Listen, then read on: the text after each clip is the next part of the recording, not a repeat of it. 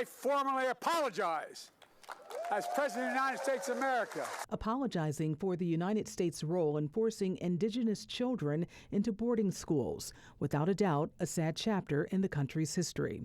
Dean Seneca is an adjunct professor. Our children's lives matter. He calls the apology a huge step forward in healing. We can't cover this up. The federal government's Interior Department did an investigation into the boarding schools and how they were operated by the U.S.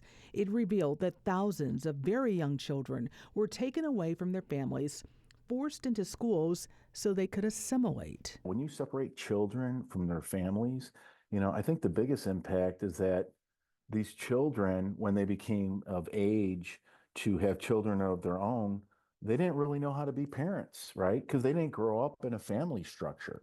They grew up in a militarized institution. So their ability to provide caring, loving, caring parental guidance and care for their children really didn't exist. Right here in Western New York was the Thomas Indian School. The last remaining building, which is the infirmary building on Route 438 on the Cattaraugus territory. A few years ago, Elliot Tallchief spoke with Two on Your Side. He was 5 years old when he was taken away from his family. Dragged us into the car. We were crying and I guess screaming too, I don't know.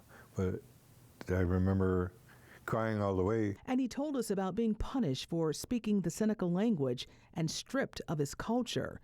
It's why this apology is personal for many people right here. We really need to research, the impacts of these boarding schools, how this really changed our way of life, and what do we need to do in order to heal.